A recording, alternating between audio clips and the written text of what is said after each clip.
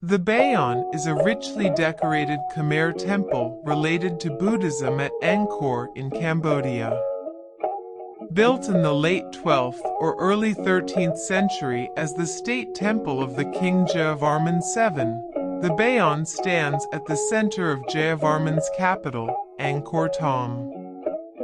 The Bayon's most distinctive feature is the multitude, for on each tower pointing to the four sides, of serene and smiling stone faces of the Buddha, probably modeled on the face of King Jayavarman VII, on the many towers which jut out from the upper terrace and cluster around its central peak. The main conservatory body, the Japanese government team for the Safeguarding of Angkor, the JSA, has described the temple as the most striking expression of the baroque style of Khmer architecture, as contrasted with the classical style of Angkor Wat. Etymology. The original name for the Bayon is Jayagiri, or Victory Mountain or Mountain of Brahma, Jaya, another name of Brahma, and Giri to mountain, with Sanskrit roots similar to Sinhagiri, Lion Rock. The name of Bayon was given by Etienne Aymanier in 1880. According to his report, Bayon was the Latin transliteration of what he had seen written in Khmer as Bayant, which he presumed must have been a corrupted form of the Pali Vijayant or Sanskrit Vijayant, the name of the celestial palace of Indra, of which the Bayon was presumed to be the earthly reflection. The first syllable ba as a Sanskritic prefix was similar to that found in other places such as Ba Panam and could signify the presence of a protector or defensor. Buddhist symbolism in the foundation of the temple by King Jayavarman VII. The Bayon was the last state temple to be built at Angkor and the only Angkorian state temple to be built primarily to worship Buddhist deities, though a great number of minor and local deities were also encompassed as representatives of the various districts and cities of the realm. Originally a Hindu temple, the Bayon, Jayagiri, was the centerpiece of Jayavarman VII's massive program of monumental construction and public works, which was also responsible for the walls and Naga bridges of Angkor Thom and the temples of Lord Vishnu, Ta Prohm and Banteek Day. The similarity of the 216 gigantic faces on the temple's towers to other statues of the has led many scholars to the conclusion that the faces are representations of Jayavarman VII himself. Scholars have theorized that the faces belong to the bodhisattva of compassion called Avalokitesvara or Loksvara. But the locals still have a solid concern that the temple was built for Lord Brahma and not for Buddha, and they give a solid reason for their view that Buddha did not have 3 eyes, but that statues have 3 eyes carved in them. The god with 3 eyes is Lord Shiva, who is known as God of Destruction, one among the 3 powerful deities in the Hindu pantheon: Brahma, Vishnu, Maheshwara, Lord Shiva. Buddha's images seldom wore jewelry-like necklaces, large earrings, and a crown. They argued that the faces, arranged in 4 directions, resemble that of Brahma. The 2 hypotheses need not be regarded as mutually exclusive. Angkor scholar George Coates has theorized that Jayavarman VII stood squarely in the tradition of the Khmer monarchs in thinking of himself as a Devaraja, god-king, the salient difference being that while his predecessors were Hindus and regarded themselves as consubstantial with Brahma and his symbol the Chaturmukh, four-faced, Jayavarman VII was a Buddhist. Alterations following the death of Jayavarman VII. Since the time of Jayavarman VII, The Bayon has undergone numerous Buddhist additions and alterations at the hands of subsequent monarchs. During the reign of Jayavarman VIII in the mid-13th century, the Khmer Empire reverted to Hinduism and its state temple was altered accordingly. In later centuries, Theravada Buddhism became the dominant religion, leading to still further changes, before the temple was eventually abandoned to the jungle. Current features which were not part of the original plan include the terrace to the east of the temple, the libraries, the square corners of the inner gallery, and parts of the upper terrace. Modern restoration. In the first part of the 20th century, the École Française d'Extrême Orient took the lead in the conservation of the temple, restoring it in accordance with the technique of anastylosis. Since 1995, the Japanese government team for the Safeguarding of Angkor, the JSA, has been the main conservatory body, and has held annual symposia. The temple is oriented towards the east, and so its buildings are set back to the west inside enclosures elongated along the east-west axis. Because the temple sits at the exact center of Angkor Thom, roads lead to it directly from the gates at each of the city's cardinal points. The temple itself has no wall or moats, these being replaced by those of the city itself. The city temple arrangement, with an area of 9 square kilometers, is much larger than that of Angkor Wat to the south, 2 square kilometers. Within the temple itself, there are 2 galleried enclosures, the third and second enclosures, and an upper terrace, the first enclosure. All of these elements are crowded against each other with little space between. Unlike Angkor Wat, which impresses with the grand scale of its architecture and open spaces, the Bayon gives the impression of being compressed within a frame which is too tight for it. The Outer Gallery, Historical Events and Everyday Life. The outer wall of the Outer Gallery features a series of bas-reliefs depicting historical events and scenes from the everyday life of the Angkorian Khmer. Though highly detailed and informative in themselves, the bas-reliefs are not accompanied by any sort of epigraphic text, and for that reason considerable uncertainty remains as to which historical events are portrayed and how, if at all, the different reliefs are related.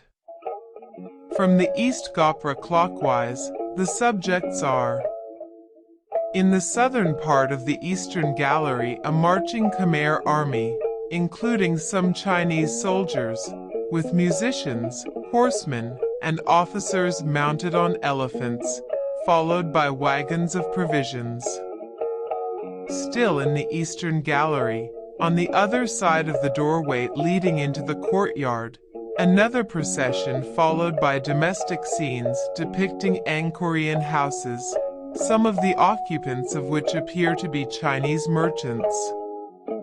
In the southeast corner pavilion, an unfinished temple scene with towers, apsaras, and a lingam. In the eastern part of the southern gallery, a naval battle on the tunnel sap between Khmer and Cham forces, underneath which are more scenes from civilian life depicting a market, open-air cooking, hunters, and women tending to children and an invalid.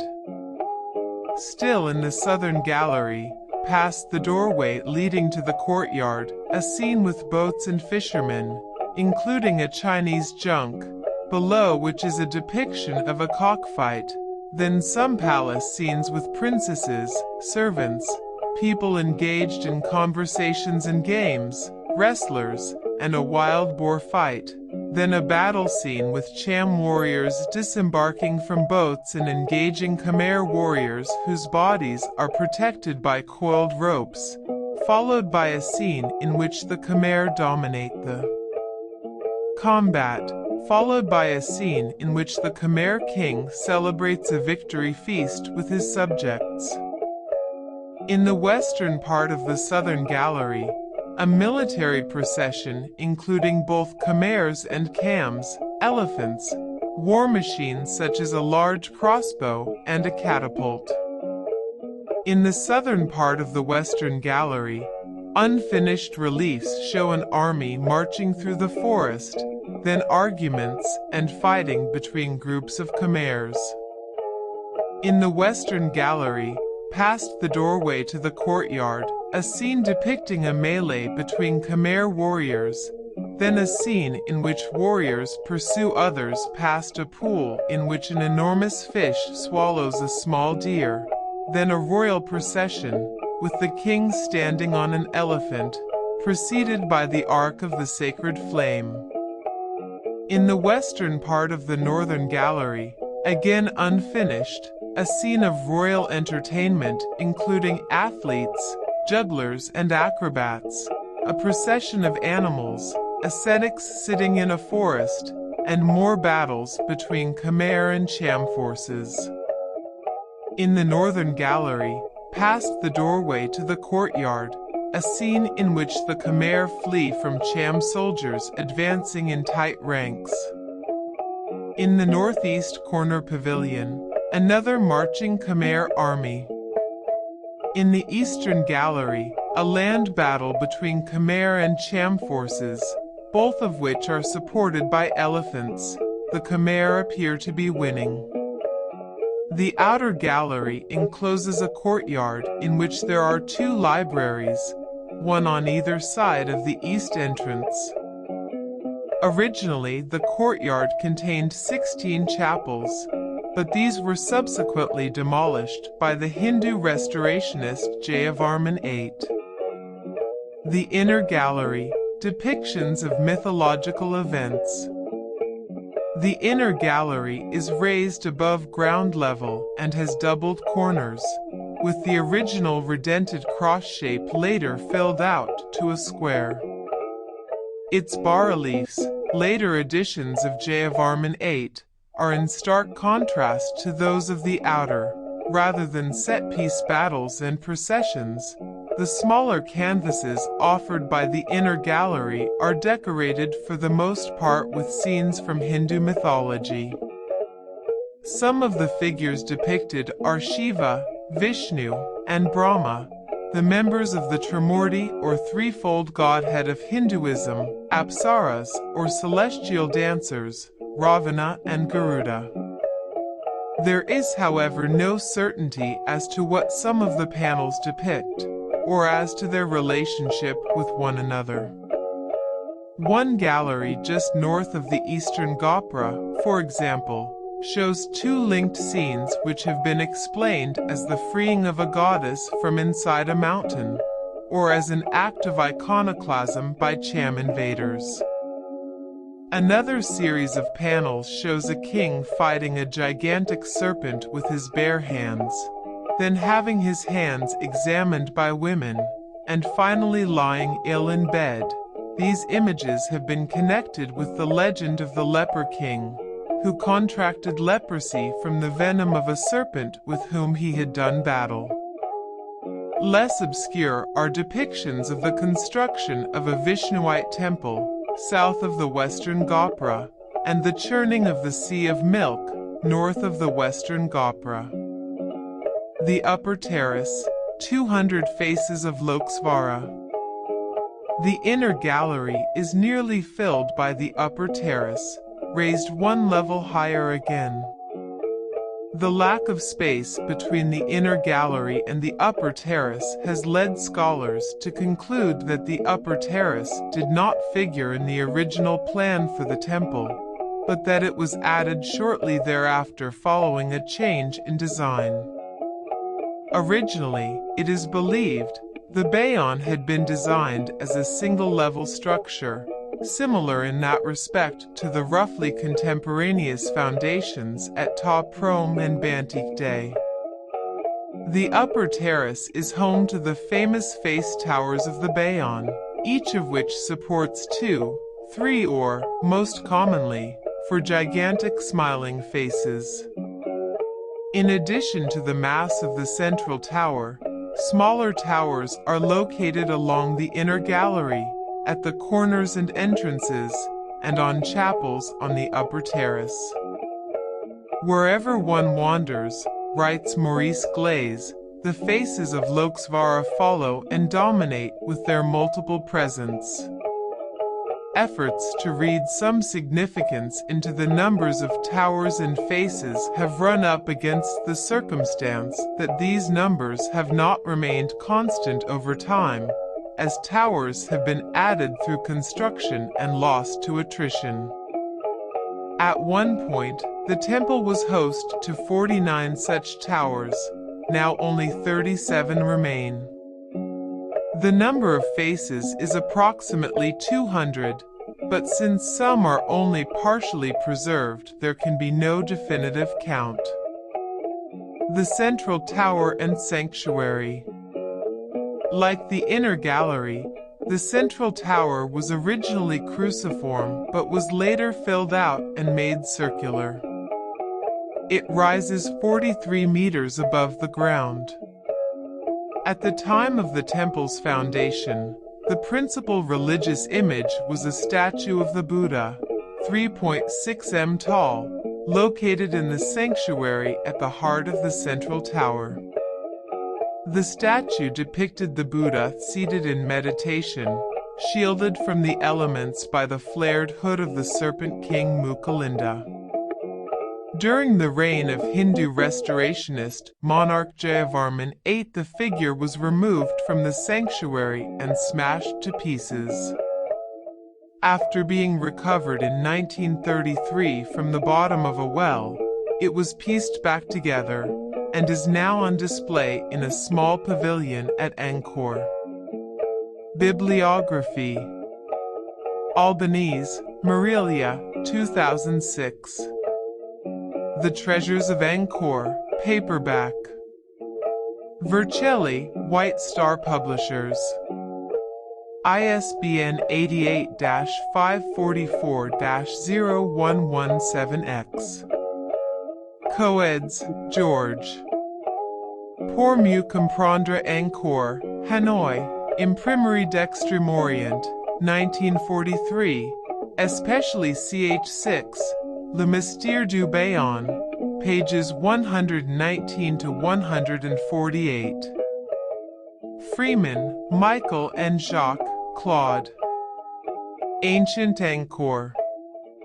River Books, 1999, pages 78 ff. ISBN 0-8348-0426-3. Glaze, Maurice. The Monuments of the Angkor Group. Translated into English from the French, revised 1993 and published online at theangkorguide.com. The link takes you directly to the section of this work having to do with Angkor Thom and the Bayon. Jessup, Helen Ibbotson, Broekhoff, Barry, 2011. Temples of Cambodia, The Heart of Angkor, hardback. Bangkok, River Books. ISBN 978-616-7339-10-8. Rovido, Vittorio. Khmer Mythology, Secrets of Angkor, New York, Weatherhill, 1998, pages 131 ff.